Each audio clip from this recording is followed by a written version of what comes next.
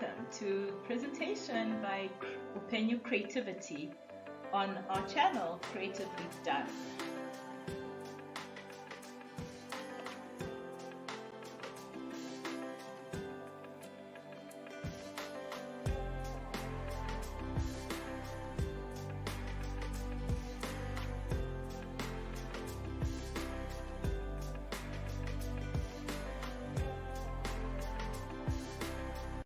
Your presenter is Hannah H. Tarindwa, the Chief Creative Officer at Upenyu Creativity Consultancy. I am a creativity consultant, a seasoned public speaker. I also am a member of Toastmasters International. I'm a published author, confidence building facilitator, and I have been employed as a front office supervisor, event stationery designer, which I did independently. I've been a lecturer of journalism and media studies and corporate trainer, amongst many other things. In other words, I'm a multi-potentialite.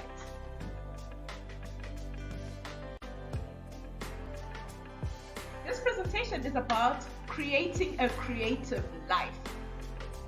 And I love this quote by Oriah Mountain Dreamer from the book The Invitation. It says, "The willingness to live our desires takes courage, and courage is a product of creativity."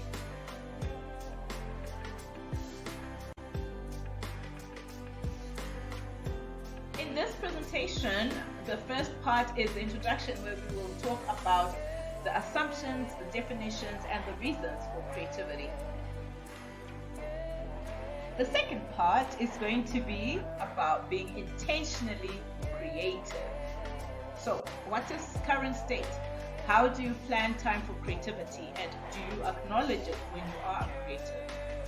And lastly, we'll look at, after this presentation, as of tomorrow, what assumptions do you need to unlearn? What new things do you need to learn about and discover about creativity and your life?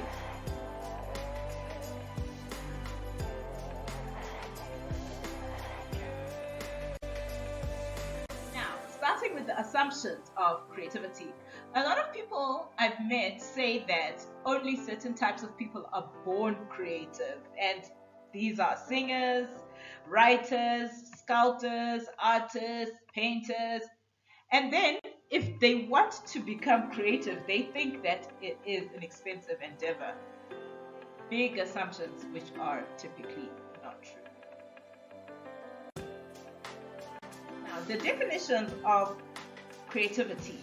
I'm just going to put creativity at the center and just give you words associated with creativity.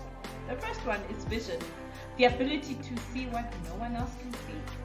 Inspiration, the ability to inspire, to implant, or to give other people vision.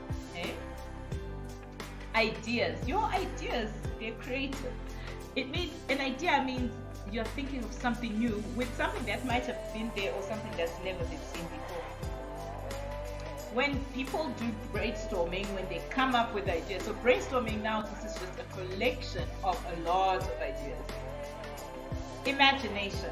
This word is often associated with children, but it is at the heart of creativity, where you imagine and you use your mind to see things that no one has ever seen before. And motivation, that which gets you up and gets you going and gets you doing the things that you might have thought you cannot do. And I also have some definitions from some prominent people, starting with Maya Angelou.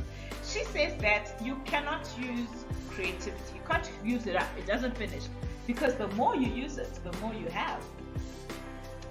Albert Einstein, who is also well known in the quotations of creativity, said creativity is seeing what others see and thinking what no one else has ever thought. So you can see a wall and see a mural, right? So some people will be seeing, everyone will be seeing a blank wall, but you see a potential for an art.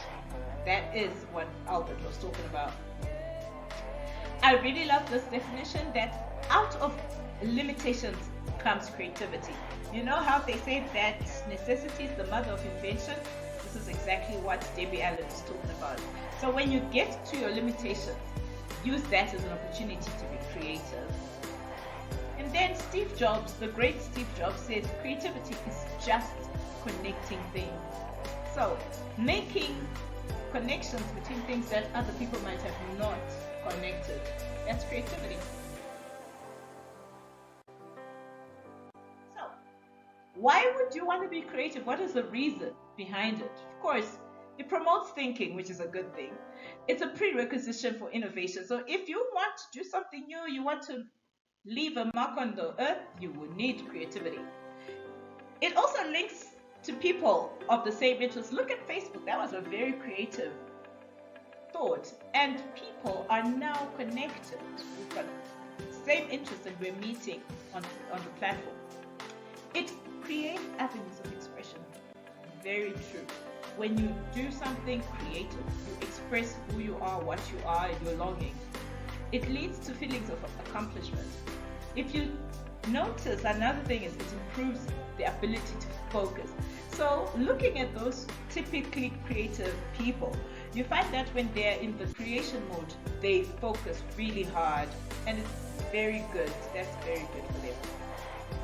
It gives people a sense of purpose. So whenever you embark on a creative journey, you get that sense of purpose. And it reduces stress and anxiety, believe me. And my favorite, it encourages lifelong learning. So creativity, it's not just for a certain sort of people. It's for all of us, all 8 billion human beings right now. And what areas do you need to be creative? So, because life is the way it is, you don't want to have a mundane life, even in your, and it starts with the way you think, the way you talk to yourself, your personal thought life. How is your inner speech? Do you speak to yourself like someone you love? How do you plan for yourself? Sometimes people just let things happen to them. Do you plan for yourself, like what you're gonna eat, how you're gonna dress, who you're going to interact with? Those plans, do you make them creative? And your attitude towards yourself. Do you laugh with yourself? Do you have that inner self-confidence and self-esteem? Are you kind to yourself? Do you comfort yourself and give yourself grace? All those personal thought life, it needs creativity. Then with your family, of course, you're gonna need creativity in order to have a good family life. So in your daily routines, how do you read stories to your children for bedtime? Or how do you spend time with the people that you call family? How do you share special family times, birthdays, anniversaries, graduations, whatever you deem is an important family time? Do you have a time once a week, once a month where you say this is for family and we're going to play board games or watch a movie or eat a special meal? And also, not only your nucleus family, but your extended family. People are lonely, yet we have extended family who can actually fill our time with joy. And romantic life. Many people tend to be romantic at the beginning of a relationship, but as you go with your relationship, how are your dates? Are they the same? Are you going to the same restaurant, sitting at the same place? Is there something new that you do? Even if you like that corner in your favorite restaurant, are you changing the type of flowers? What creative thing are you doing to spice it up? Are you aware of your love languages? And if you are, what do you do creatively to express them? And special occasions for your loved one, for your romantic partner, how do you surprise them on their birthday or plan their birthday?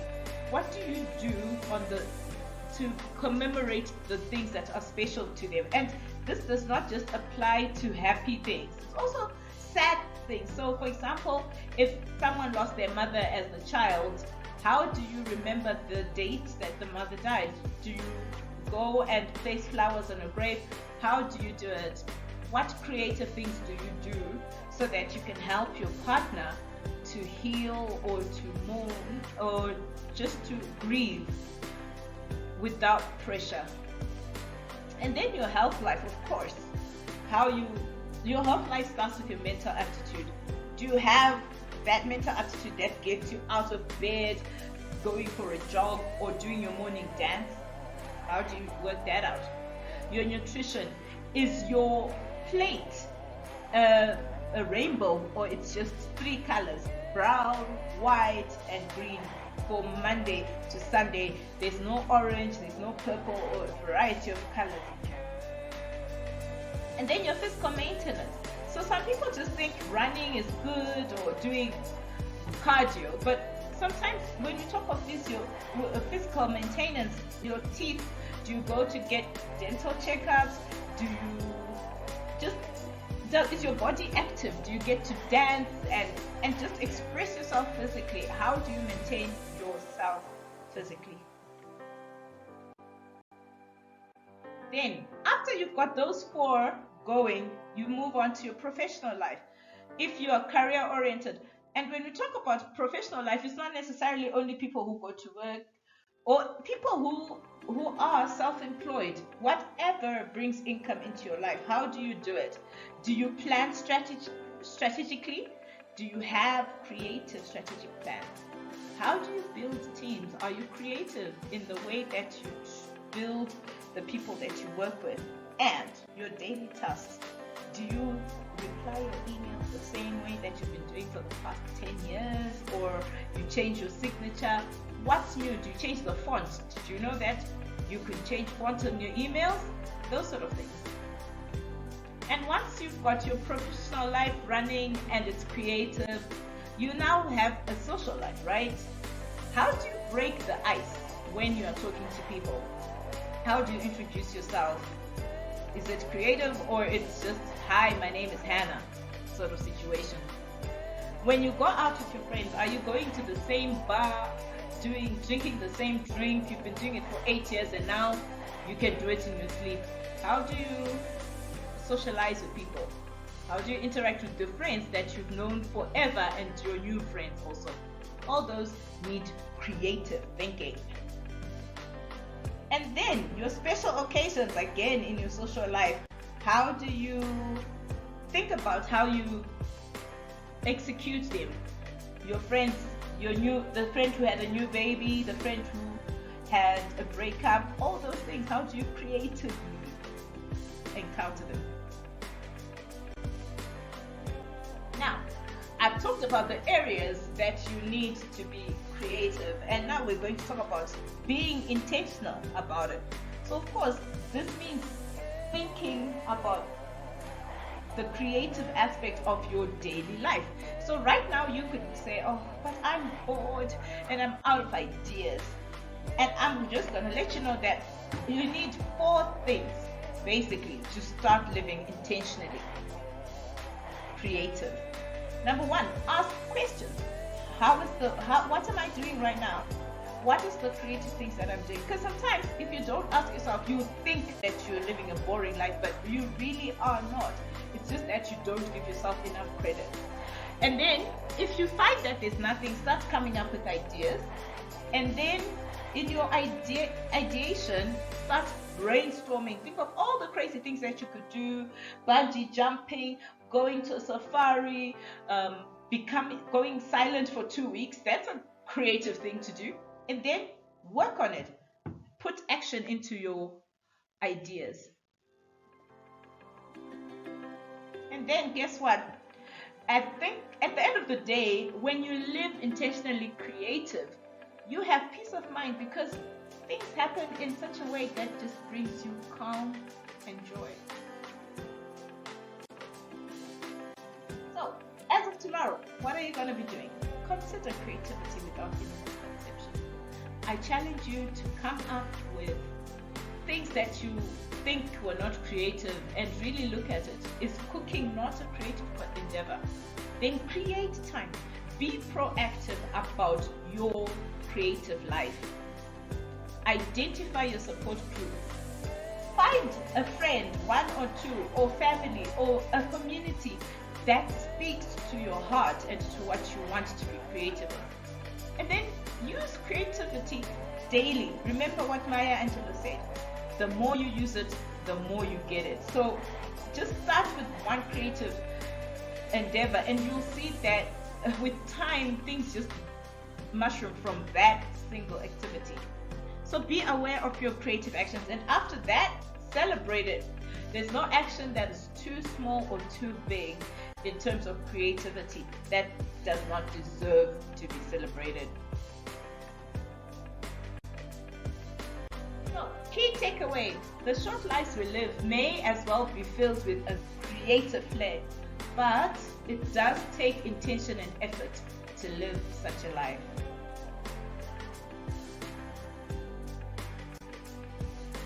So thank you so much for paying attention and listening to this and coming to the end of this presentation. If you would like to get a free 15-minute consultation on how to live a more creative life, do look at my website or email at upenyucreativity@gmail.com.